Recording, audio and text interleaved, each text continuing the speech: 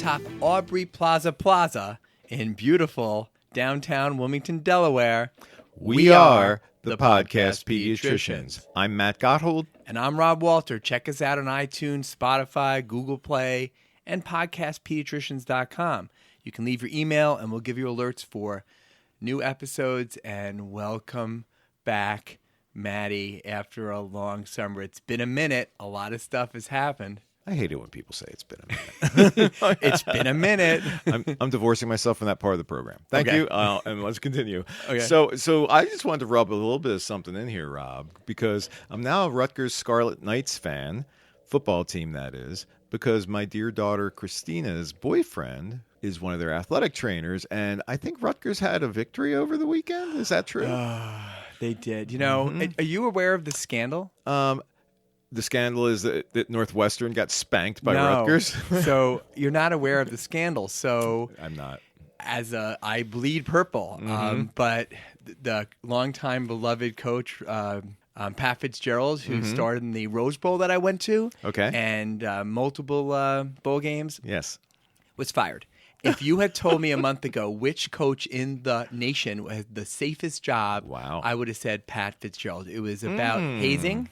And sexualized hazing. Ooh. And just, Did he endorse this or no? ignore it? And he says he didn't know about it. I believe him, but again, you know, the buck stops there. So did Joe Paterno. This is like a college football. I will say, problem. I don't think this will sound bad. It wasn't as bad as Penn State. Yeah. But it was bad enough. And actually, one of my med school buddies, his son, also sued them as part of this. So wow.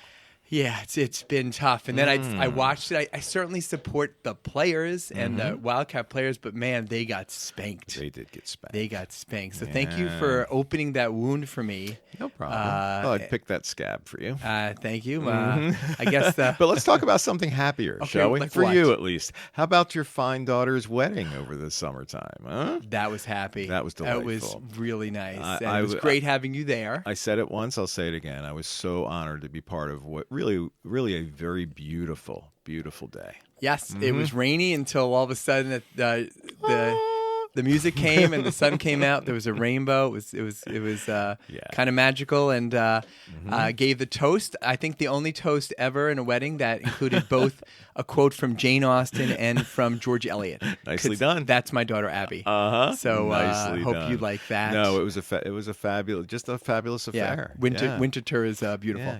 Yeah. Your family and your son-in-law's family know how to party. Yeah, they certainly do. Although he is a Commander fan. It's well, that's no threat. I know. And then we had Disney Hot Topics, and first time in a while it was without Matty Ice here. He did not come, which was sad. Needed a break, but I had to go to another wedding. Okay. But it was still great. A lot of great talks and hot controversies. We're going to talk some endocrinology in the next few podcasts, but also some great genetic stuff, infectious disease, and sports, including our buddy Brad Bly, who is great. So, but of course, Maddie, the highlight of everyone's summer, and I was so excited to talk to you about it, was the Barbie movie. Did you love it? Was it like did you go more than one time? Tell me what you thought. What was your reaction to the Barbie movie? I honestly have nothing to say. No, I did not see it. It struck you dumb. Nor do I intend to see it. Really? Yeah. Really? Ryan Gosling stole the show as Ken? I do like Ryan Gosling. That's one of the reasons why I don't want to go. It'll ruin it for you. It'll ruin my concept. Did you see Oppenheimer? I did. Okay. No, What do you think of that? That was absolutely fabulous. It was. Yeah. It was really good. Really well made, and I'm a big Cillian Murphy fan. Anyway, I nearly cried when Peaky Blinders ended, which was I think just I've never watched it still. Rob, do yourself a favor. Okay. You always say that you're like the series guy. I know so that. You'd be all over that. That and Justified. Justified. That's right. Plus now there's Justified City Primeval. Okay, no. 10 years down the road. I know. I did finish The Walking Dead, which you would never watch. No. So what else did you do this summer? Let me see here. You know, I'm more of a fall guy, so I'm doing a couple things. Next week I'm going to the Bourbon and Beyond Festival like I did last year. Right. What a great lineup. Nice. You know, everybody from Blondie to Duran Duran to some more contemporary folks like the Black Keys. Nice. And I'm going with my buddy Ed from kindergarten. And Did he get out of kindergarten? I've met your buddies. back off of Ed, man. We went to high school together too. In South Jersey. In South Jersey, that's right. I guess you have to take that in the context. Exactly. But, I saw some shows. Caught Dave Matthew with our buddy Lou, Dave Matthews, and then caught Gary Clark Jr. and Marcus King. Hopefully, if folks aren't familiar with these bands, you really need to be, because Marcus King and Gary Clark Jr. are phenomenal performers. I did more old school, which meant old people. So I saw James Taylor at the Man. Oh, yeah. His voice still holds up. He's great. But I actually saw one of the best concerts I've ever seen in my life, and it was at the Met, which was originally an opera house I've built been there a couple times. in 1907. The best acoustics ever. It was phenomenal. All the Philadelphia Orchestra, they record their albums at the Met. It was in disrepair until Live Nation or somebody took it just over. recently, I think Bob Dylan did the first show there like 3 or 4 years ago. So it was a last-second thing. They put in a concert with Ed Sheeran, who did a huge stadium tour, but this is the day before his Subtract tour. And he said, the first half is going to be sad, and but if you hang with me, the second half's going to be fun. So it was amazing. At the end of the show, he said, I heard the acoustics here are great. He unplugged his guitar. He turned off his microphone. He said, everybody be quiet. And he sang the last 2 songs with nothing. Wow. And it was, you could have heard a pin drop. It was great. So my practice has a big Phillies game we're all going to, like 120 of us. Really? And then we have Tyler Childers. Yeah, we did Sunday a Blue night. Rocks for the practice. Cool. And I went randomly to a game last month on a Wednesday night. I hadn't gone to a regular season in a while. And it was a no-hitter. Nice. It was Michael Lorenzen no-hitter, yes, which nice was great, although I think they ruined his arm. He's been horrible since, so that's kind of sad. And then this is going to be the first game I go to all year. And thankfully, yeah. I mean, all of a sudden they're on fire. I know. And talk about, you said about canceled music. We both were very sad that Bruce Springsteen canceled Philadelphia. Yeah. And you're like... Only for a year. 10th year. Next August. Yes. Hold your tickets August. But I've never been to a stadium tour with Bruce. I was so excited. The other thing of my summer is I went to France. Nice. And went to Bordeaux, France, and did wine tours. Wow. And at the Chateau, which Smell we call you. the Chateau Mosquito, because we got so many mosquito bites there. Maybe they make good wine. And the funny thing, and I'm not a big wine person, but I guess they're really into Merlot, and they blend Merlots. And a funny story, like we heard multiple times there, that when the movie Sideways came out with George Giamatti, there's some scene that he says, never a Merlot. I hate the frickin' Merlots. It was, but because of that line, the sales of Merlot went down like 25%, and Chateau's closed because of it, just because of that line. I like Merlots. I do. I don't need to go to another tour of a winery. I think vineyard you look at the tours vats, and now I get it. Just like the beer tour, the going to the beer thing. I've never. I get it. As much as I'm fond of the hops I and don't barley need mixture, to see I really how they do. Yeah, I'll just drink it, and that's fine. I need to see how you make the sausage. I know. So I think both of us keep talking about. We keep seeing a lot of anxiety and depression continuing. But oh my gosh, are you getting like a huge bump in eating disorders, especially in boys? I've never seen so many boys with eating disorders in my whole career as I have in the past year. Yeah, and some of them quite young. I mean, 9, 10, 11. 12, yeah, for sure. And it's really, and it presents itself, in a very different way, oftentimes than the young ladies do. Right.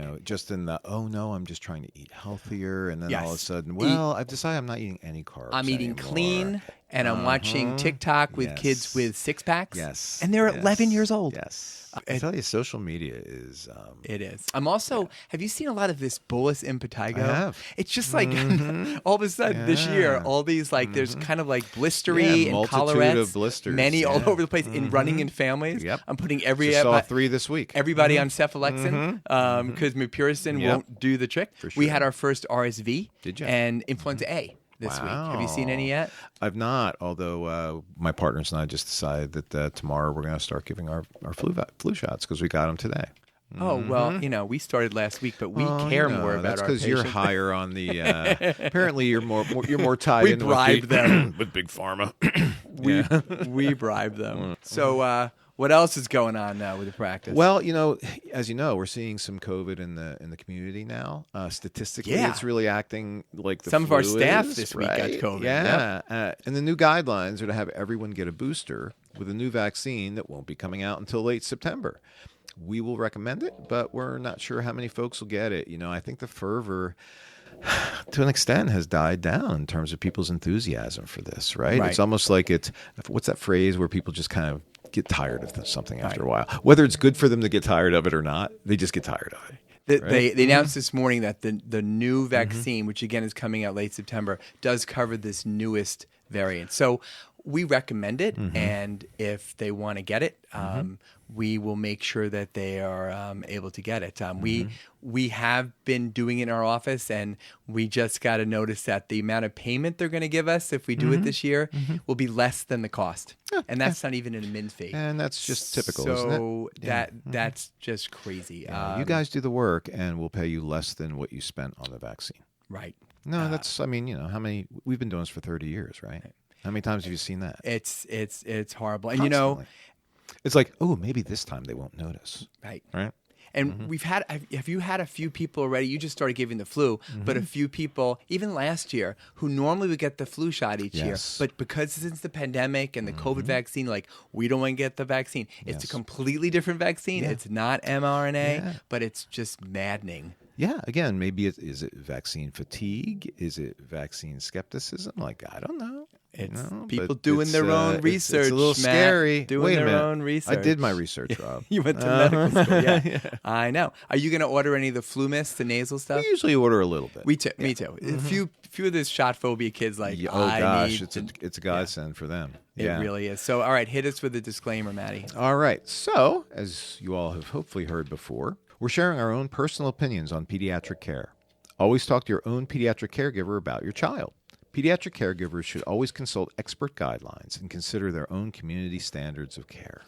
So at the Disney meeting, we always go over the top papers, and I like to go over papers that didn't quite make the cut. And there was a few papers this year about offering the HPV anti-cancer vaccine at age 9 instead of waiting to 11. And when you start offering at 9, they significantly increase the uptake of getting the vaccine by 13. And I don't know about you. I was a little bit of an early skeptic about pushing it so much because if you look at the health burden of this versus other things, I just felt like that conversation took a lot of space. But I did start to offer it at 9 a little over a year ago, and I have to say a lot of people get it. And even if they don't, then they get it by 10, or it makes it easier to have a conversation. What do you guys?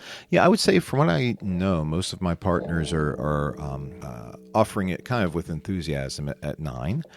We started to do that probably a year or so ago. I still haven't been as aggressive with it. And I think I see the point of the 9-year-old thing, perhaps you're protecting people who are at greater risk, et cetera, in certain populations. But then the other side of it is that offering it at 9 kind of desexualizes it. So for parents who don't really want to think of their children as potentially sexual beings, in their teens and in their 20s, et cetera, if you offer to a 9-year-old, people aren't like, oh, yeah, that's an STD. But for God's sake, she's only 9, so yeah, I don't have to think about it that way. Right. So it's it's interesting. I think it depends on the family. I think it depends on their mindset. I'm always wondering, of course I should know this, but I'm always wondering, when's the next HPV vaccine going to come out, right? And does this somehow... Right. Well, originally, the old one, my son, who's 33, he got the first one, and then I paid out of pocket to get the next one, the 9. So it also, but with this vaccine, obviously both of us were in the room, and you start to talk about it, and the mom gives you a stink eye. I'm like, okay, here's the handout. We'll move on from here. I'm not going to twist any arms here. Yeah, so much about being a pediatrician is really about reading the room. Exactly. Right? So another reading the mom. Yeah, mostly. Well, true. Yeah. Another paper that didn't make the cut was from Pediatrics in July 2022 on the intensity and duration of physical activity and the cardiorespiratory response in fitness in children. The AAP recommends 60 minutes of moderate to vigorous physical activity per day for kids, which is not easy to do. But they don't really define what that means and how to maximize cardiorespiratory fitness. Well, this study elegantly looked at that. And the bottom line was that the daily vigorous physical activity was associated with better cardiorespiratory fitness, but it really plateaued after about 20 minutes a day. So, how did they define vigorous activity? Well, it was activity that made you start to sweat or made your face turn red. Oh, that's very metric. Or made you feel a little short of breath or unable to talk during the activity. I kind of like that. Now in the room, I kind of It's like that. practical, right? Right. That you can say to them, that's what I want. Not like, I walked around the block. I'm like, okay, when you're 80, that would be okay, but you're 14. You should do more than that. And I've been leaning on that 20 minutes, even just a few times a week, and even starting with little exercise snacks like running up and down the stairs for a few minutes. But also continue to stress that even moderate physical activity is better than no activity. We need to get them off the couch and away from their phones. This is true. And then, of course, were all the papers about preventing severe RSV in the elderly and in babies. And for Tracy at home, RSV stands for respiratory syncytial virus, which can cause severe lung disease, although usually it causes just a mild cold. It's amazing, after 50 years of trying, that all of a sudden, all these RSV treatments are getting approved. I know, right?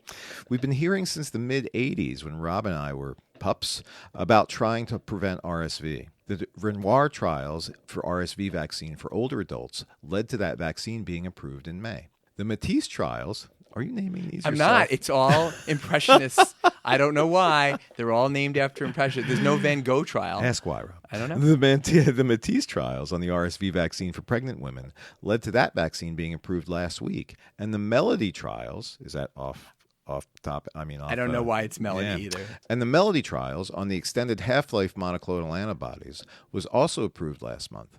This is not a vaccine, but passive immunity that lasts 5 or 6 months through the RSV season. This is called Beyfortus and will likely be in our offices in October for babies up to 8 months and even older kids under 2 with high risk factors for RSV. Yeah, they've already been in our office, haven't they? Of course they have. It's a single shot for all term and late preterm newborns to be given in the early RSV season, and can also be given to the newborns as an injection before they go home from the hospital during the early RSV season.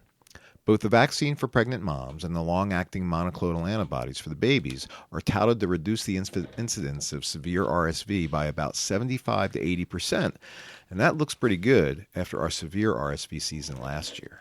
It really does, although I've heard there's been a little bit of a pushback about the $495 cost of giving this monoclonal antibody to virtually every baby in America, and whether that will truly be a reasonable outlay of health resources. And I do know that a lot of our families don't like using anything when it comes out in the first year. So we'll see what the uptake is this year.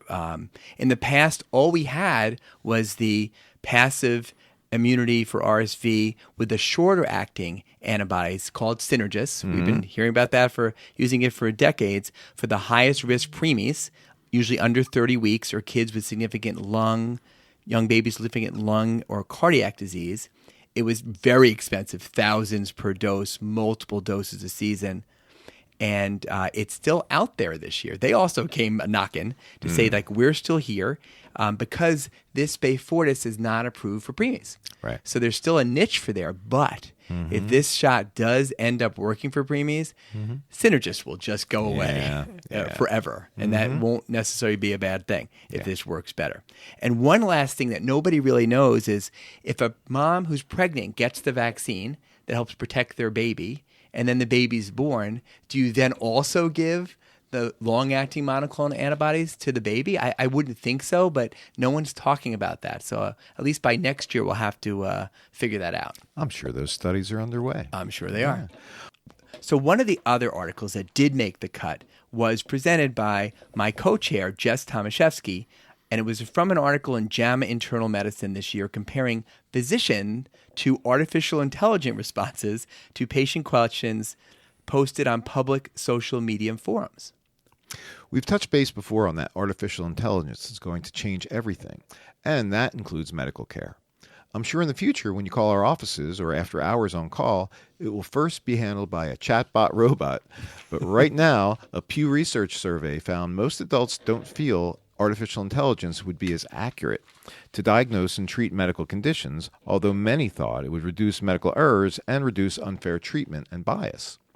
So this cross-sectional study reviewed real responses in a public social media forum by physicians, then gave those same 195 questions for generated chatbot responses. A group of other physicians then blindly compared the doctors versus chatbot responses and rated which one was better, which had better quality advice, and which seemed to be more empathetic in their answers. Like, who do you want? What's better, Matt or a chat box? Well, The results were striking. 78.6% of the physicians looking at the answers preferred the chat box over, let's say, Matt. Their responses from the chat box were rated to have significantly higher quality than the physicians. And of course, part of that was the chatbot responses were much longer than physicians. And we both get that. When they're on call, we're just giving them what they need, just the facts. Let's get out. We don't want to spend on the phone too much. We're not going to be that chatty, where I'm sure the chat box will add lots of things to it. After a long day of being in the office and closing EMR charts, we're not going Except to be for our colleague lots. Jason, who likes to speak for at least 20 minutes on any given subject. Exactly. Interrupting our book club shenanigans. Exactly. But, as an aside, we probably someday will go to a system where all the first line calls will be some kind of a chat box, even after hours. We use a overnight service now, but the times are changing. And it's hard to find new docs who want to do a lot of calls. You're absolutely right. Or even go see babies in the morning. So the lifestyle issues are coming into play, which maybe that makes sense. Maybe we're old school and we the old guard should work that hard. Yeah, for sure. I know. Yeah. And maybe that'll reduce physician burnout. Maybe. Because that's a big issue. I think the most telling part of this study was that these chat responses were rated to be significantly more empathetic than the responses from the physicians. Actually, that makes sense, right? Right? I mean, let me see here. I was just having dinner with my wife on my son's birthday, and suddenly my pager goes off. Like, I'm not going to especially be maybe as kind and sympathetic as one normally would be, right? That chat box is a lot nicer than Matt. Yeah. Dr. Gotthold. And maybe we should have chat box robots do these podcasts. Perhaps. We've had people suggest that. Are you telling me like my position here is in question? Both of us. Both of us. But my top paper of the year was on how to decide if a child needs tympanostomy ear tubes. It was an article in Pediatrics from February 2023. It was entitled "The Window of Susceptibility to Acute Otitis Media Infection." It was the first ever report on recurrent otitis media incidents with respect to the age of occurrence and if they're in daycare, and the length of time of the window of susceptibility to otitis media early in a child's life. Now, we know that about 20% of babies will get an acute otitis media by the time they're a year old. Really? 20? Yeah. I thought it was closer to 80, to be honest with you. That's from the background in the paper. That seemed low to me also. Certainly does. I thought we were taught higher. But anyway, we'll take that 20%. And 60% by age 3, and about a quarter of babies will have more than 3 ear infections. About 10 or 15% of these young children will get recurrent ear infections and often see an ENT about considering ear tubes. Tympanostomy tubes, or pressure equalizing tubes, are the most common surgery of all pediatrics that require general anesthesia, with risks of that anesthesia, and perforation and atrophy of the eardrum, and also laryngosclerosis. Many studies over the years have shown no clear benefit from getting tubes when you look 12 months later with relatively few ear infections prevented by tympanostomy tubes. But we know that timely tube insertion can prevent repeated ear infections, which can cause hearing and language issues, especially for young babies in that crucial time of language development. And then there's also the pain of recurrent ear infections for the child, but also for the parent who's up all night listening and not sleeping. Also, and risk work. and risk of mastoiditis and infection behind the ear, loss of parent sleep again. Then the risks of getting antibiotics over and over and over again with adverse drug reactions, allergies, changes in the microbiome, and especially increased antibiotic resistance. The newer guidelines from ENT from a few years ago recommended ear tubes for persistent otitis media with effusion if you see it at evaluation and they've had either 3 or more acute otitis medias in the past 6 months or 4 or more acute otitis in the past 12 months. And we all know that every ENT note will quote those numbers when they decide if they think a child should get ear tubes. Are those guidelines you use to send somebody to see an ENT? They're in my head, as I count. I use, and maybe I'm just outdated at this point, but 3 or more within the last 4 months, 4 or more within the last 6 months is usually the way I'll explain it to people. But all that's like time dependent in terms of the seasons as well, right? Well, we'll get to that. Okay. Seasonality is not looked at here, and that's big. So this study, done out of Rochester by the otitis guru, Mike Pekicaro, looked at this concept of window susceptibility to acute ear infections. This window is defined as an acute otitis media sequence of 2 or more episodes with no gaps longer than 6 months. So basically, if you have a run of ear infections, but then it stops for at least 6 months, then the window was from the first to the last of the run. This was a prospective cohort observation study from children 6 months to 36 months of age with a total of 286 children. They found that 80% of the ear infections occur between 6 months of age and 29 months of age, but most were from 6 months to 14 months of age. All these ear infections were proven by tympanostomy. That is, sticking a needle into the eardrum to get the fluid from behind it and then culturing that fluid. Not just by looking, since we know caregivers actually are not that great in diagnosing ear infections, especially Rob, but not Matt. But more on that later. It is true. I mean, this is very unusual to have them actually culture it and find out. I mean, remember that was what was being proposed like 15 years ago? Yes, they wanted all of us to do. In fact, I think it was Dr. Pekicaro who was proposing that, right? Yeah, for every otitis, stick a needle in the kid's ear. Even though you can sometimes hardly see the kid's ear, stick a needle in there and suck stuff out. Yeah, that didn't fly very well with the vast majority of pediatricians. It did not. Good concept. But so in this study, when they're looking at this window susceptibility, which is like how long they have a run of ear infection, then it stops for at least 6 months, 72% of the time, that window just lasted less than 5 months. So almost 3/4 of the time, you had a run of 5 months of ear infections, and then it stopped for 5 months. And in 97% of times, you had a run of ear infections that lasted about 11 months, then it stopped. So it really kind of highlighted that you get this burst and then they stop. And thinking about that, I mean, retrospectively, not prospectively, like that is the way we see it. Right? We'll have a kid who has, is in every week for ear infections, and then all of a sudden the next year, nothing. Exactly. Yeah. And they're not kids who necessarily had tubes. So which of those kids? They looked at the factors of the kids getting multiple ear infections and how to predict when they're getting a lot of them, and using clinical models to predict when it would be of benefit to actually do tympanostomy tubes. And not surprisingly, the 2 significant factors they found was the child's age at the first ear infection, especially if they were very young, under 6 to 7 months. Then they were much more likely to have a long run of ear infections. The second one was daycare, which is no big surprise to us, knowing there is an increased risk of colds leading to ear infections in daycare. Yeah, in fact, I think years ago when we were taught how to counsel parents, when they asked, well, how can I prevent these ear infections, doctor? It was have them avoid smoke, secondhand smoke, and thirdhand smoke. Right. Have them not take their bottles on their back and suckle. But the biggest factor here is, are they in daycare? Right. On the other hand, you and I have done this long enough. Like, I'll tell parents, which is true, I've had kids get tubes who are not in daycare. So, for sure, you don't want to feel guilty about it. And there's a lot of socialization and a lot of, as we learned in the pandemic, kids who didn't get infected had horrible or much more severe issues the next year. For sure. So getting some infections and revving up your immune system has some benefit. Yeah, I mean, the way I'll usually kind of conclude that part of a conversation is, but we all need daycare, or at least most of us do. Right. Exactly. So that the variable that's the most significant is the one that least people have control over. Right? Yeah.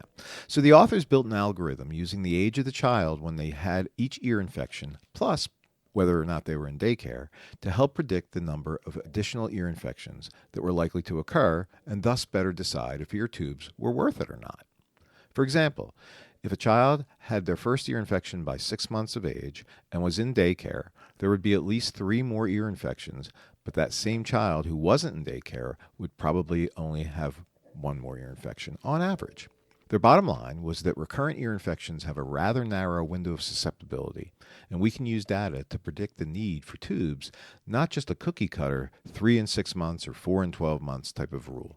And so in their discussion, they asserted that the insertion of ear tubes likely occurs in many children after the window of susceptibility to recurrent ear infections has already passed. So they may only be preventing 1 ear infection, and this kind of data can help us to decide whether watchful waiting and delaying ENT referral makes sense if a child seems to be at the end of the window. So you can ride out multiple ear infections because you know that future recurrence is unlikely to happen with anywhere the same frequency. So the caveats to this study is that it was a small sample size, only 200 plus, in a single Rochester community, mostly white and well insured, and that they used tympanostomy to prove the bacterial ear infections, which in the real world, many ear infections are viral, and they also didn't look at the time of year, which to me is important, which we talked about a second ago, because we know that going into the winter season, there are going to be more ear infections. And going into the spring and summer season, there are typically fewer ear infections, right? Correct. Lastly, perhaps doing tympanostomy actually had a therapeutic benefit.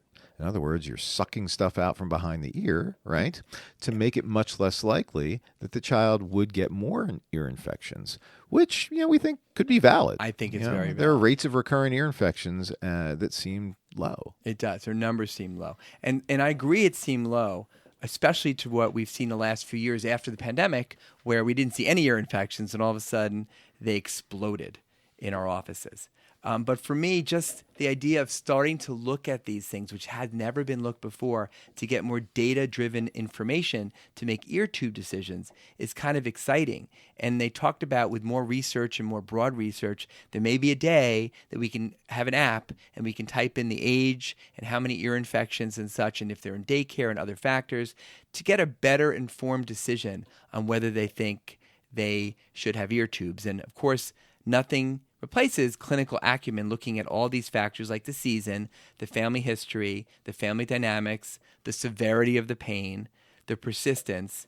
But it seems like a better direction than just using a cookie cutter. How many ear infections did they have over the last X number of months? Yeah, and honestly, Rob, these days with the long wait time to finally get in to see an ENT, which can be many months, right? The question becomes, is it worth it by the time they finally get the tubes if they're probably often way past the window of susceptibility? And you and I have had many patients over the years. Don't you know, like they say, well, they can't do it for 5 months. And by that time, they come in and they're like, I don't know if they really need it, but it's already been set up. Right. And everybody's ready to do it. So it's hard to how many to parents, stop. I can't even count how many parents, we've done something like this. They've said, okay, your tubes are going in 3 months, right? And then there are no ear infections for those 3 months. And the parent calls you and says, like, do I really need to do this, right? I know. And sometimes my usually answer is maybe not really. Right? Yeah. I know. As always, there are things that we can do to prevent ear infections. One is to make sure that the kids get the pneumococcal vaccine and the flu vaccine and do the dishes. Plus, watchful waiting sometimes before starting antibiotics is a sensible path.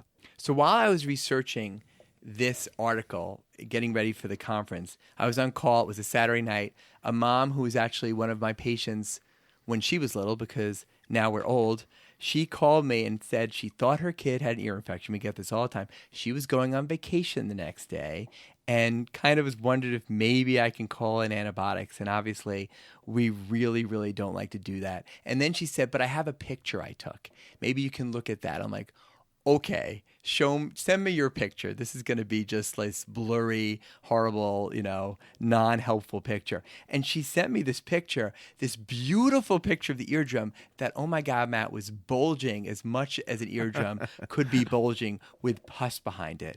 And I was like, how did you get that picture? He said, well, I bought this thing, B-Bird, for $35 on Amazon, stuck it in the ear, and got this picture. And I was pretty amazed. And I actually did prescribe, as much as we don't like telemedicine, like I did prescribe antibiotics.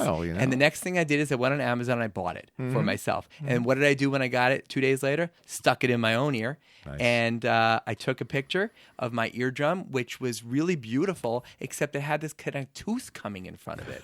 Like, what the heck is that? So I texted and then sent the picture to Jay, our ENT friend Jay. And I said, what is this? And then he just texted back, said, oh, great picture. How did you get that picture? I'm like, $35. Yep. I got it. And he's like, well, that's fine. I said, but what is that? He said, oh, that's an osteoma. Don't worry about it. But then I was like, but why do I have this? What causes this? And he just texted one word, oldness. Oh gosh. Oh man. I know. So cruel. Oldness. So Well, now I had since you've oldness. admitted to subclinical skills, now you can just take a picture and send it to me, and I'll tell you whether your patient's ears are infected or not. No, that's pretty neat. In fact, I've considered doing that because, as you know, I usually have medical students with me. Medical students, and I can remember this. I was pretty feckless. I really didn't know what I was looking at, despite the fact that the anatomy there is not that complicated, right? But you have to get to the point where you can actually see the eardrum, which Right. requires some manipulation, knowing how firm to be, how and gentle how to be. take out wax. Exactly. Which is huge. Exactly. And so I have this thing. I played around with it. Obviously, we don't want someone to stick it in the ear and perforate an eardrum. So this is not something that we're recommending at this point routinely. Right. It's made actually to get wax out, even though I haven't really used it for that. And then you talked about what we're looking at. So I also got directed towards this free video book that you can get on any iPhone in Apple Books. It's free. It's called Otitis, The Expert's Diagnostic Guide by Michael Poole, MD, who's an ENT. There's over 275 photos of different eardrum conditions and over 50 video clips. And it's amazing. He also is very clear that he doesn't really believe that much in pneumatic otoscopy, about blowing into the eardrum, which has been emphasized a lot to us over the years. And I have to say, over the years, I used to do this more, and I've gotten away from it when I talk to more seasoned pediatricians. Even though some ENTs will say, I still do this all the time, but more seasoned physicians, when you can look and see that bulging, that's kind of the key for an ear infection. Do you blow in routinely all the time? What do you think? No. In fact, I rarely do because I don't find it terribly helpful, and I didn't find it helpful when I was doing it. Do you remember when we were training, all the old guys and older female doctors would have this thing attached to their otoscope, and they would put one end in their mouth? Yes. And they would blow into it. And there was like these gnarly other ends of the thing. My other favorite kind of factoid about this is when I got my equipment from medical school, because of course they have you buy your equipment through medical school so they can take their own cut, but there was something listed for like $2.10, and it was a pneumatic insufflator. Right. And I'm like, oh my goodness, that sounds so complicated. I can't wait to see what this is. And it's a tube with a little bulb on the Exactly. end. And I have that in all my rooms, but I do too. I don't use it much, but I just want to say, any pediatric caregivers out there, check out this video guide to otitis media and by Michael Poole. I learned more looking at that than I learned in residency and most of my practice about looking at ears. Yeah. I usually give my pneumatic insufflator to some baby who's fussing to have him chew on it. There's something to do with it. Exactly. So the last article we covered was about sleep because, as everyone knows, you and I love sleep. Love it. And we know that less than 1/3 of children get the recommended amount of sleep for age, which is 11 to 14 hours for toddlers and 10 to 13 hours for preschoolers, 9 to 11 for school-age kids, and 8 to 10 hours a night for teens. Yeah, Robin, it's frightening that between 1905 and 2008, the median sleep time for children has declined by 1.25 hours per night. And we know that insufficient sleep affects everything. And we've talked about this over and over. Everything, but most particularly school performance, behavior, can be a source of mental health care concerns and issues. Although, as we always say, association is not causation. And there's been some scary stuff out about sleep deprivation. An article from the Lancet, Child and Adolescent Health, in October of 2022 demonstrated that insufficient sleep, meaning under 9 hours, in early adolescence decreases the functional connections in your cortical basal ganglia, measured by functional MRI, and also cause structural changes in the anterior temporal lobe seen on MRI, which likely is connected to decreased memory and crystallizing intelligence. Scary, right? Really. That not getting enough sleep, and you actually can see it functionally and actually in the size of certain parts of the brain. Crazy, right? Yeah. So this study from JAMA Pediatrics in November of 2022 looked at all the different studies on non-pharmacologic interventions to lengthen sleep duration in healthy children. They looked at nearly 30,000 studies and yielded 45 good randomized trials in over 13,000 children with all kinds of interventions: sleep plans, sleep education, behavioral counseling, family and parent interventions, delayed school starts, environmental changes, increasing physical activity, but all of them had minimal impact on sleep in normal children. Maybe 10 additional minutes of sleep per day. But there was one simple intervention that led to an average of 47 minutes of additional sleep per night compared to controls. And do you know what that is, Roberto? Actually, it sounds like clickbait. Do you know? Well, I'll tell you, but later. But yes, I do know the one simple intervention that causes the most increase in sleep is just having the child go to bed earlier. Make a teenager's bedtime always before 11 o'clock. As mentioned, you can do this cold turkey or move the bedtime back by 5 or 10 minute increments. Of course, other studies strongly suggest getting electronics away from the bed, which we've talked about before, and addressing social drivers of late bedtimes, like all the homework and the social media use. But the single best strategy in normal children is just getting the kids to go to bed earlier at all ages. And I've leaned on this lately. As you know, I love to talk about not sleeping in late on the weekends and shifting your sleep cycle on the mornings. But now I also really talk about, okay, what time are they actually going to sleep? And let's start to get them going to sleep earlier because it really makes a difference. Yeah, it's interesting because I'm not sure how this jives with the fact that we know that kind of the natural sleep cycles for teenagers are inherently later if they're left to their own design, right? Right. So if you have a circadian rhythm that's different, that's built in, and you're adjusting it, somehow that must be able to compensate to allow them to get more sleep. And right? also, it may not be every kid, right? Yeah. So some like night owls, but Right. in general, if you say, okay, you're going to be shutting it down half an hour earlier, that works better than all these other strategies. Right. Wow. Do you have an iPhone? I know you do. I do. Mm-hmm. Do you know about screen time on that? I kind of do. It usually says you've been on for 2.5 hours a day. You suck. Really? Yes. 2.5? Something like that. Yeah, right. Yeah. Well, I always thought of that as that thing that pops up and then tells you that you've increased your screen time by 37% last week. But actually, you can set it up with a password-protected family plan so that you can program each of your children's phone for when it can go on and when the apps are turned off. Their phone can be set to be unusable until the next morning at 8:30 or whatever time you choose. Exactly. So I actually in the room say, get your phone out. Here's the setting. And the kid's like, oh, they can't do that. But it's password protected. I got that tip from a mom who is in IT. She says, oh my gosh, my kids can't. When I want them to stop using the phone, it's dead. So I encourage any parents out there to check it out. And, you'd rather just negotiate with your child than not have to go to that point where you are doing it. But sometimes if that's not working, instead of just trying to confiscate the phone, you can make it so it doesn't work, that they can't be on the phone after a certain time, and then you can turn it on whenever you want the next day. Wow. All right, Matt, after the break, it's time for Endocrinology and Gumby.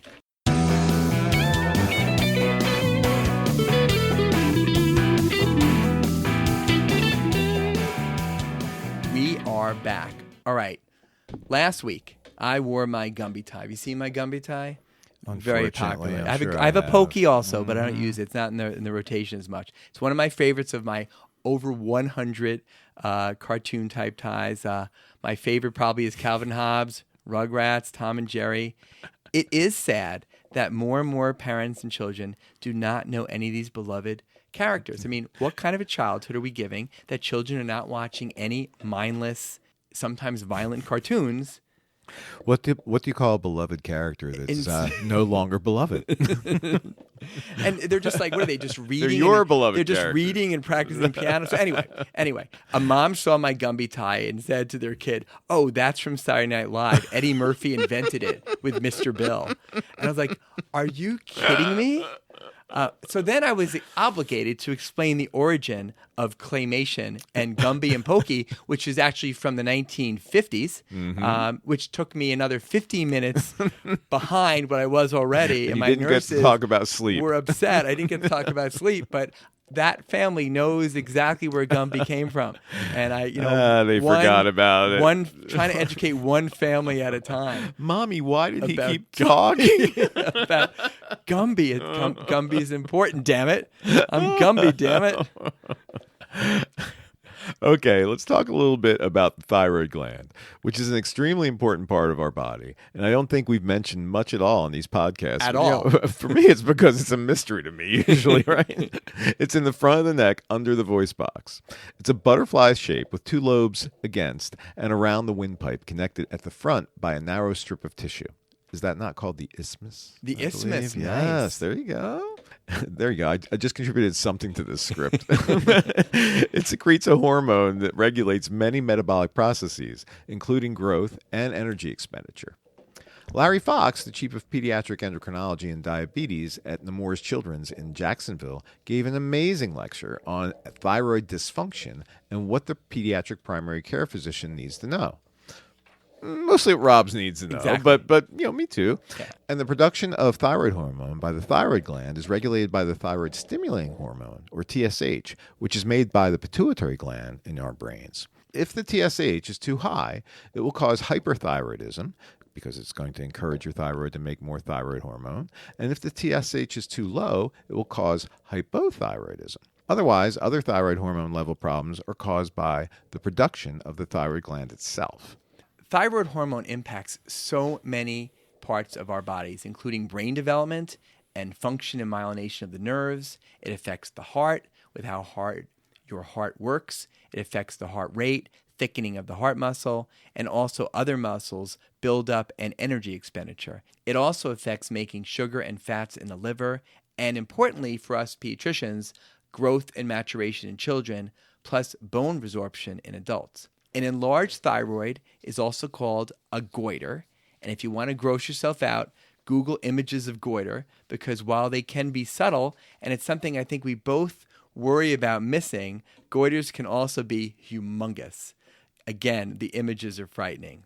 Most of the time with the goiter, an enlarged thyroid will be diffusely enlarged, as opposed to just having one nodule or one portion being enlarged.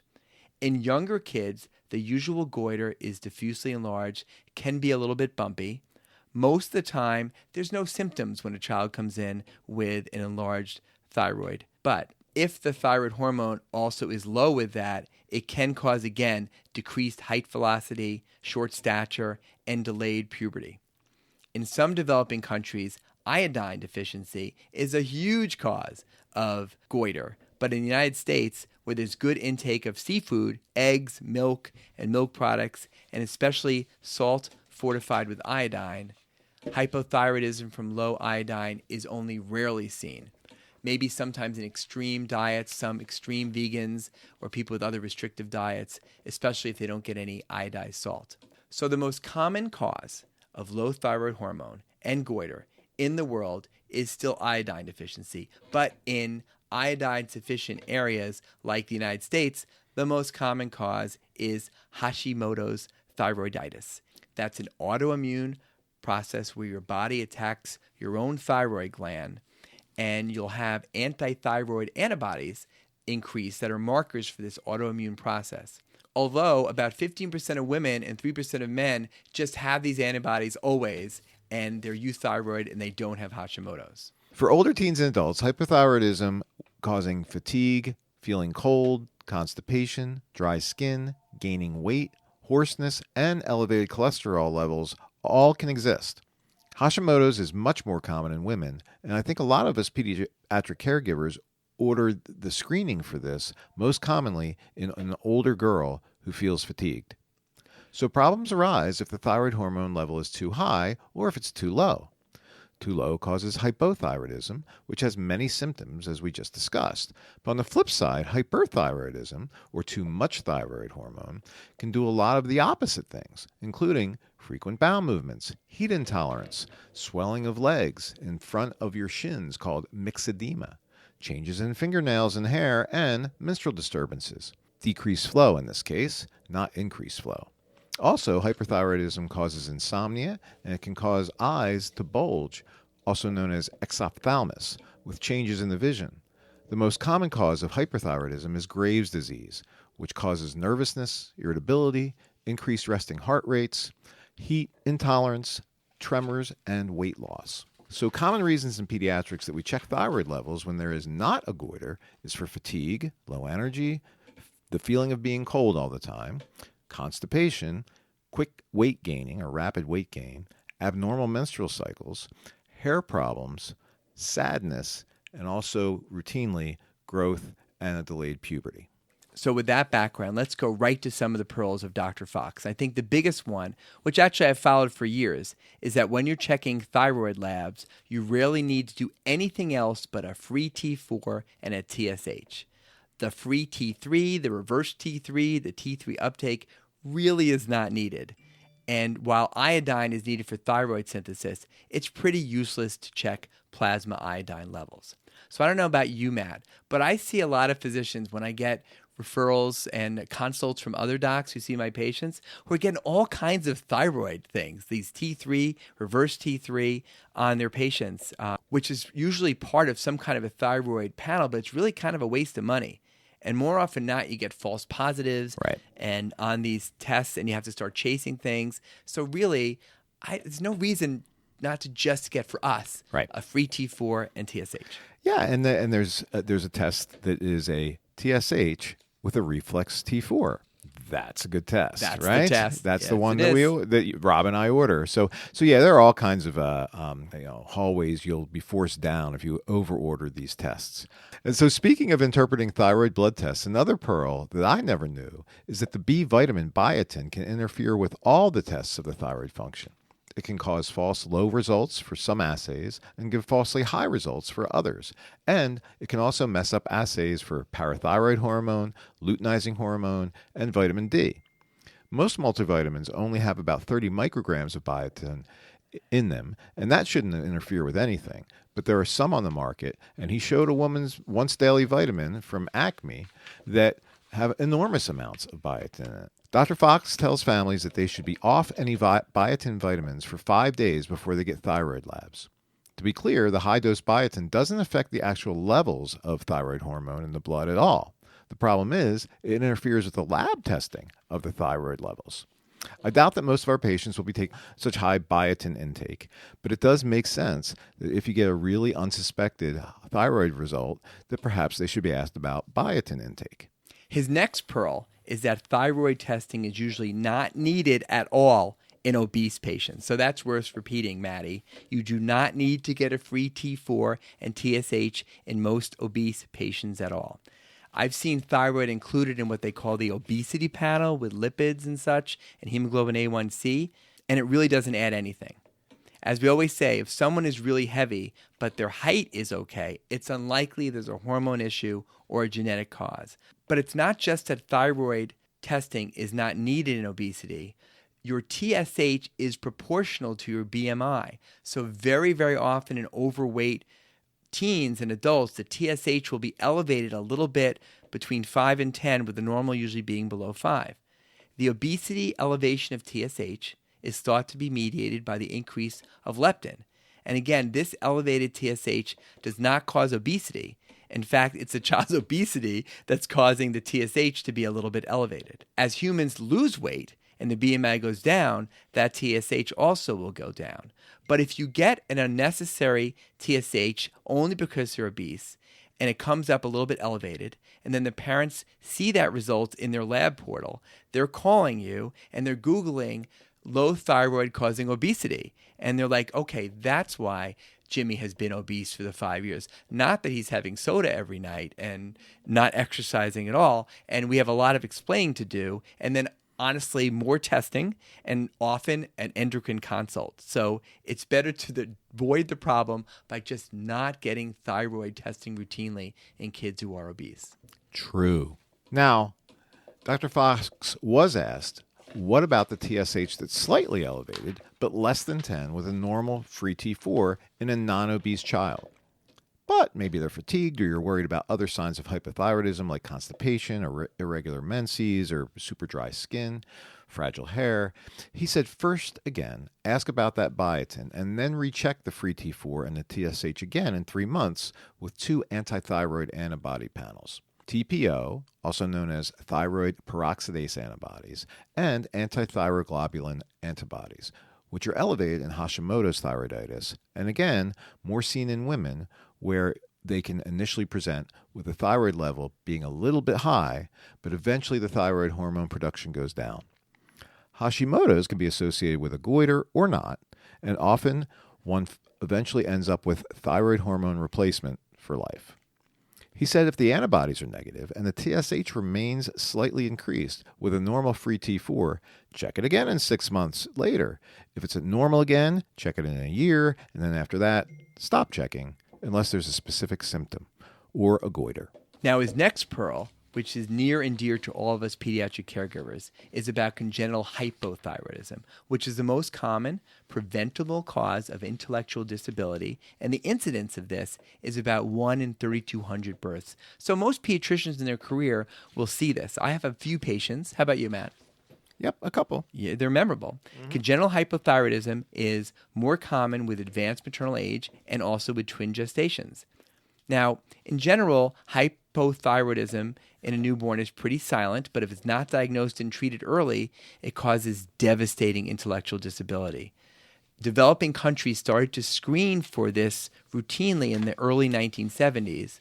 So you can imagine over generations and millennia of humans' existence, how many babies were born with this and not treated and had very, very sad outcomes. When there is congenital hypothyroidism, the TSH will be elevated because pituitary hormone is trying to make more thyroid, but since the thyroid gland is missing or not functional and there's no thyroid hormone in the bloodstream to turn it off, in the feedback loop, the TSH is elevated. So, Dr. Fox's pearl about this newborn TSH screening is that at birth, there is often a surge of TSH in the first few hours from cold stress, and then TSH goes down, which is why you don't want to do the thyroid screening until the infant is 24 hours or later out of the womb. Or you can get false positive high tests, which triggers a phone call to us, and then we need to send the babies as soon as possible to the lab to get a free T4, a TSH, and then call endocrinology.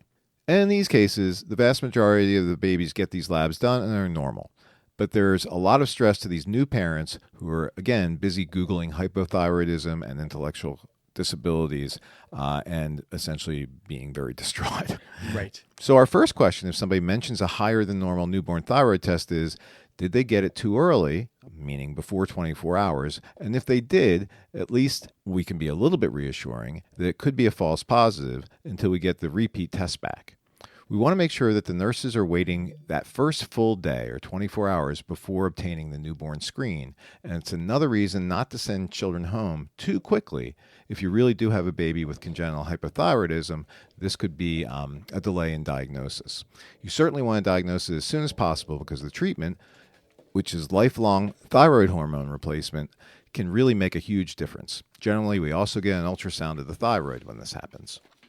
And one other pearl about management of congenital hypothyroidism is that you don't want to use generic Synthroid because there's a great variability in the generic medication batches from brand to brand in pharmacies, and they will change which generics they use from month to month, kind of like we see with Concerta, generic Concerta.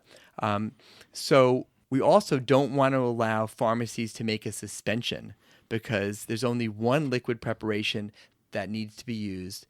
And it's expensive, but in this case, with children's brains on the line, you want to make sure they get the right amount of thyroid right away if they truly have congenital hypothyroidism. Yeah, and his last pearl is pretty simple.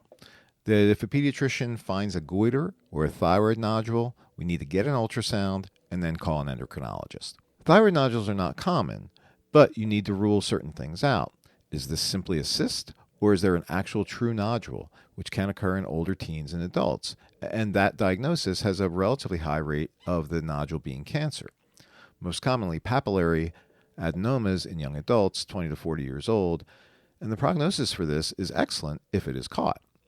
The next most common is follicular cancer in very young middle-aged 40 to 50-year-olds out of our routine, thankfully. And usually there is a good prognosis with radioiodine therapy. But the worst type is the anaplastic type, seen in 10 to 15% of those with a nodule. And this usually happens in elderly individuals, and it can be very aggressive, and the outcomes can be very poor.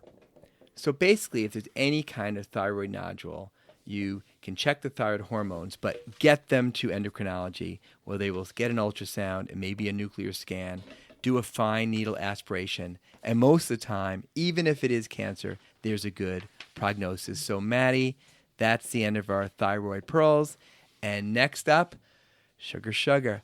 You know that song? I love that song. Oh, honey, honey. You were my candy girl. I am not. So, good night, Matt. Good night, Rob. Good night, Moon.